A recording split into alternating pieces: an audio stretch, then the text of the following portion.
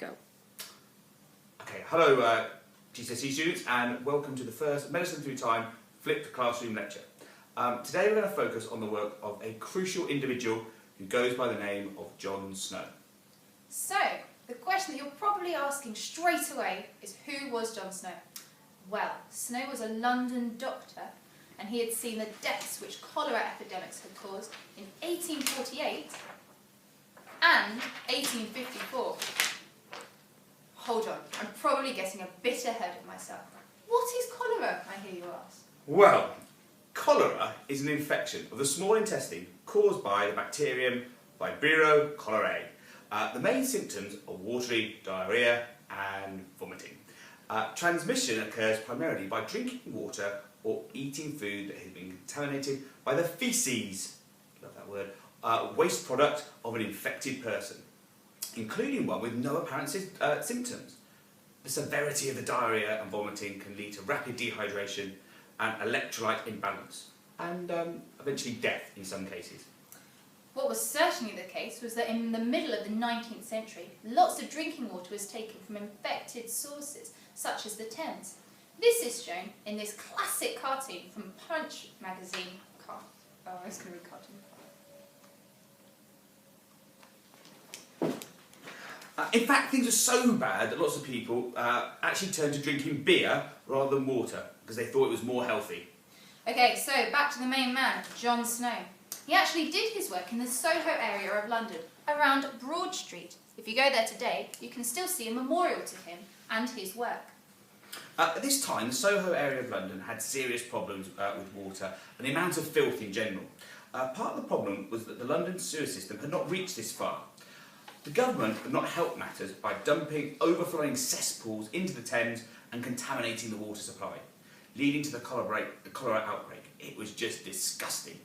The situation was so bad around Broad Street that in the first 3 days of the cholera epidemic, 127 people had died. By the end of the week, 3/4 of the residents had fled the area. The mortality rate in areas such as Soho was over 12%. Our hero, John Super Snow, stated that it was the most terrible outbreak of cholera which had ever occurred in his kingdom. Would you like me to take the hat for a bit? Yeah, please.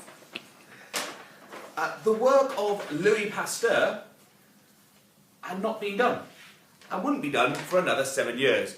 But Snow was already a skeptic of the miasma theory, which talked about bad air. Snow used meticulous research, really thorough research, observations and house-to-house discussions in order to get to the bottom of the problem. The main thing that Snow discovered was that people had been getting ill through drinking the water that they were getting from the Broad Street pump. He couldn't prove this through his microscopic investigation of the water, but more through the pattern of the illness that he managed to plot. One of his key pieces of evidence was to do with beer. He visited the local brewery and discovered that of the 70 workmen that worked there, none of them had fallen ill with the disease, mainly because they were allowed to drink some beer. In fact, the boss, Mr. Huggins, didn't think that they drank any water at all.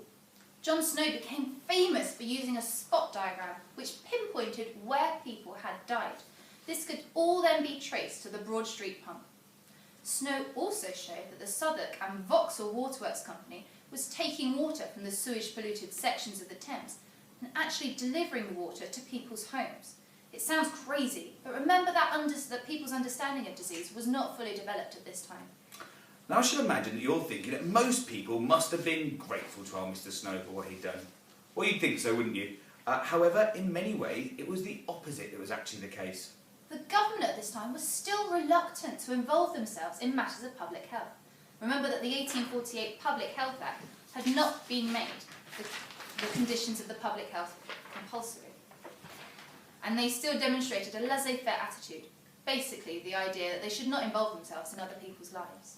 This is a far cry from today, where we expect our government to provide certain services for us, and where our taxes are supposed to contribute to the services governments provide. The government did replace the Broad Street pump.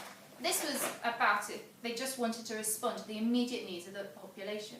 They actually rejected Snow's theory about it being passed from people's waste in the water that was then drunk, the oral fecal method of transmission, mainly because it was too unpleasant for people to contemplate. Okay, this concludes our first Flip lecture. Hopefully you got a full understanding of the work of John Snow. Feel free to make your own notes based on what we've said. You can rewind us, play us over and over again, and get ready to use this in class next week. The video will be saved on Kite, and you'll also be able to access it on YouTube whenever you need it. All right. See you next